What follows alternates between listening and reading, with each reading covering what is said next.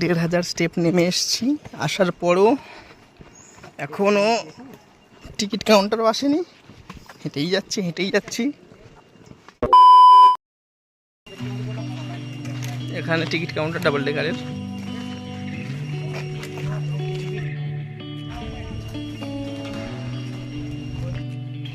এখান দিয়ে নামার পর মোটামুটি আধা ঘন্টা ট্রেকিং করার পর আধা ঘন্টা 45 মিনিট দুটো রাস্তা যাচ্ছে।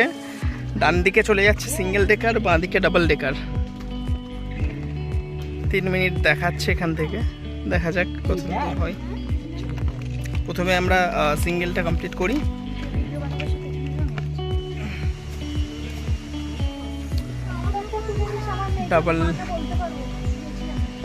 ডাবল ডেকার এখনো নিচে আছে। আমরা ডান দিক নিয়ে এসে গিয়েছি সিঙ্গেল ডেকারের কাছে। এরকম রাস্তা তো খুব সুন্দর, কিন্তু স্টেপগুলোই সব থেকে বেশি দরকার।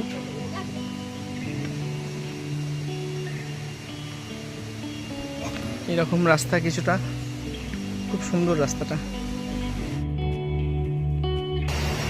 এখন আছি আমরা সিঙ্গেল ডেকারে, ডাবল ডেকার না।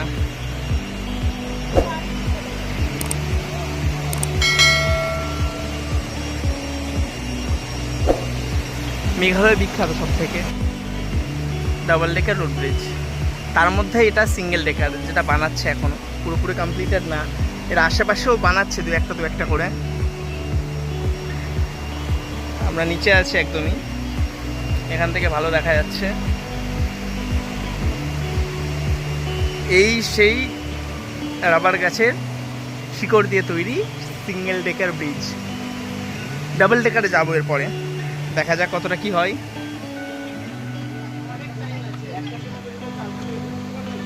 না, এটা ডাবল ডেকার না, এর উপরে আছে ডাবল ডেকার, নিচে আছে।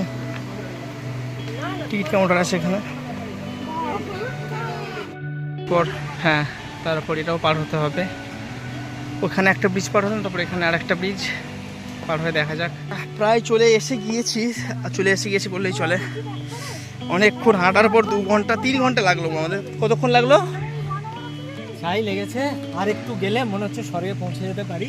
আমরা চেষ্টা করছি, যদি রাস্তা খুঁজে পাই আপনাদেরকে জানাবো যে এটাই স্বর্গের রাস্তা।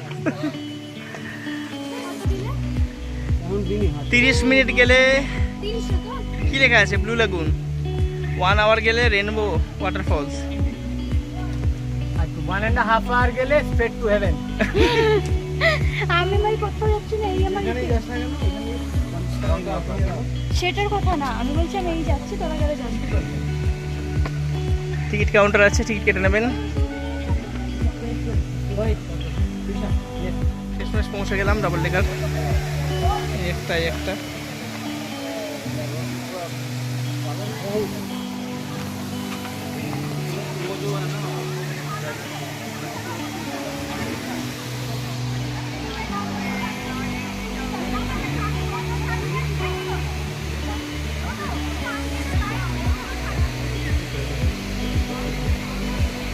সত্যি কথা বলতে এখানে লোক এসে এমন হয়ে গিয়েছে, আমাদের গঙ্গার ঘাট লাগছে, আর কিছুই মনে হচ্ছে না। এত কষ্ট করে এসে এখানটা তো দেখে লিটারালি মনে হচ্ছে গঙ্গার ঘাট ওই রকম।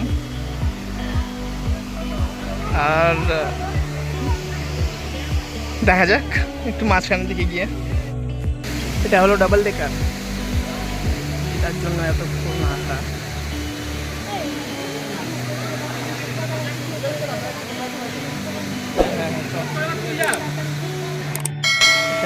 রাবার গাছ, যেটা শিকড় দিয়ে ব্রিজটা তৈরি হয়েছে পুরো।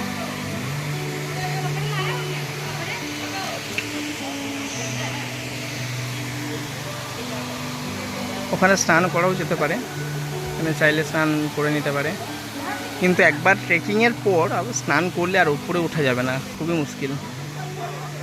গাছটা এইরকমই, পুরোটাই শিকড় দিয়ে তৈরি। দেখতে খুব সুন্দর, জালের মতো শিকড়। তা ওইভাবেই আর কি এরা ফোল্ড করেছে যাতে জালের মতো দেখতে লাগে। আর যত পুরনো হবে তত বন্ডিংটা স্ট্রং হবে, যত পুরনো হবে তত স্ট্রং হবে।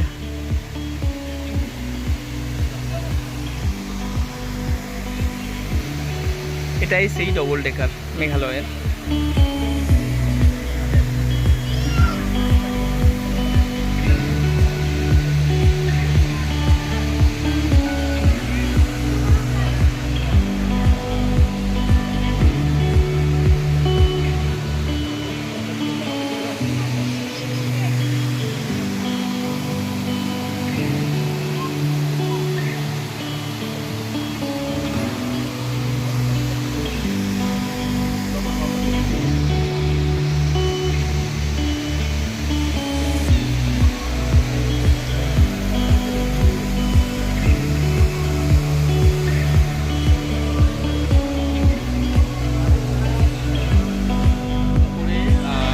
খিদে পেয়ে গেল, খেতে বসেছি এখানে।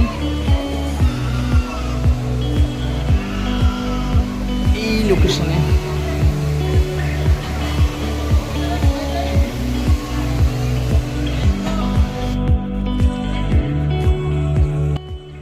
এখানে এসে একটা কথা বুঝলাম যে এখানে পুরোটাই খাসি ট্রাইবের লোক বসবাস করে। আর এখানে দেখবে আর যাওয়ার পথে কোথাও লেবু গাছ, কোথাও আনারস গাছ, কোথাও সুপারি গাছ, এগুলো আছে। এগুলো যেগুলো আছে সেগুলো এই উপজাতির লোকেদের সবার, কারোর একার না। যে যখন যেরকম পারে যেখানে পরিষ্কার করে সে সেই জায়গাটাই গাছ বসায় আর বিক্রি করে নেয়। কারোর নামে নেই, ওদের ট্রাইবের ফুল ট্রাইবের আছে জায়গাটা, কারোর নামে কোনো কাগজপত্র নেই। যে পরিষ্কার করে করতে পারবে, তুমি যদি করতে পারো তুমি ওখানকার, আর যদি তুমি খাসি ট্রাইবার হয়ে থাকো তাহলেই। এটা খুব ভালো জিনিস।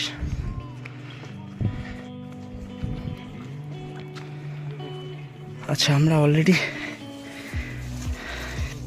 2000 স্টেপস এসে গিয়েছি, আর 1000 স্টেপস মতো বাকি আছে। এখন আমরা এলিফ্যান্ট ফলসে আসছি। এলিফ্যান্ট ফলসের একটা এন্ট্রি গেট আছে, আর এখান থেকে নিচে যাওয়ার রাস্তা। আর এখানে মেঘালয়াতে একটা জিনিস সবাই দেখবে, এই জিনিসটা যেখানে সেখানে সব জায়গাতে দেখতে পাবে। এটা নর্মাল কোনো কারণের জন্য রাখা নেই। এটা অ্যাকচুয়ালি দেখায় যে এখানকার কালচার কিভাবে মহিলা প্রধান হয়ে উঠেছে। এটা কোনো এক ধরনের রেসপেক্টের জন্য ওরা করেছে। মিডলে যেটা আছে ওটা মানে যে স্টোনটা শুয়ে আছে এটা নারী হিসাবে ধরা হয়, দেবী হিসাবে ধরা হয়। আর যারা দাঁড়িয়ে আছে এরা দেব। মানে এখানে দেখায় যে দেব, সব দেব মিলে একটা দেবীকে সেবা করছে। সেই জন্য মেঘালয়ের যে কালচারটা আছে সেই কালচারে মহিলাদেরকে প্রচণ্ড গুরুত্ব দেওয়া হয়।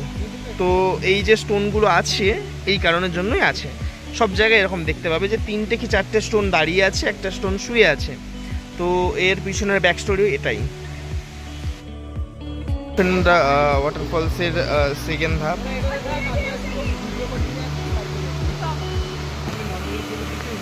আর এদিকের লাস্টটা আছে, লাস্ট ধাপ।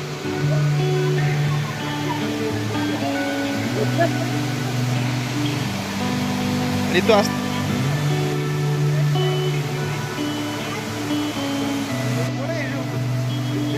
হ্যাঁ, আমাদের ব্যাপারটাই আলাদা।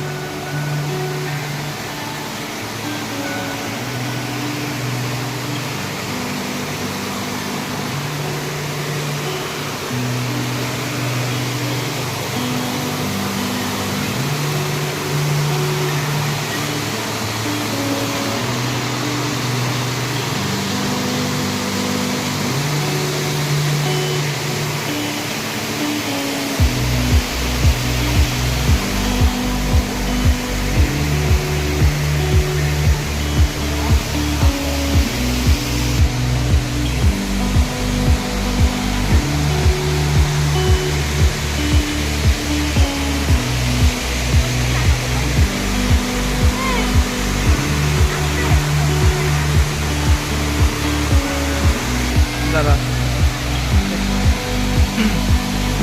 এটা এলিফ্যান্ট ওয়াটারফলস। এর নাম এলিফ্যান্ট ওয়াটারফলস দেওয়ার কারণ এখানে মিডিলে একটা পাথর ছিল যেটা অনেকটা হাতির মতো দেখতে ছিল। ব্রিটিশরা যখন এসেছিল ফার্স্ট এটাকে এক্সপ্লোর হয়েছিল এটা সবার সামনে, তখন সেই স্টোনটা ছিল কিছুটা হাতির মতো দেখতে ছিল, সেই জন্য এটার নাম ইংরেজরা বা ব্রিটিশরা এলিফ্যান্ট ওয়াটারফলস দিয়েছিল। আর এখানের আরেকটা খাসিয়াত হলো বা বিশেষত্ব হলো এখানে যে স্টোনগুলো আছে, যে পাথরগুলো আছে, পুরোটাই ব্ল্যাক। আর ব্ল্যাকের ওপর দিয়ে যখন ঝর্ণার জলগুলো নামছে, ওটা দেখেই মনে হবে মানে দৃষ্টি আকর্ষণ করে এটা। বর্তমানে কোনো একটা ঝড় বা কোনো একটা হরকা বান আসার কারণে এখানে যে এলিফ্যান্টের স্টোনটা ছিল সেটা পড়ে গিয়ে ভেঙে যায়। তো সেই জন্য এখন আর সেটা দেখা যায় না।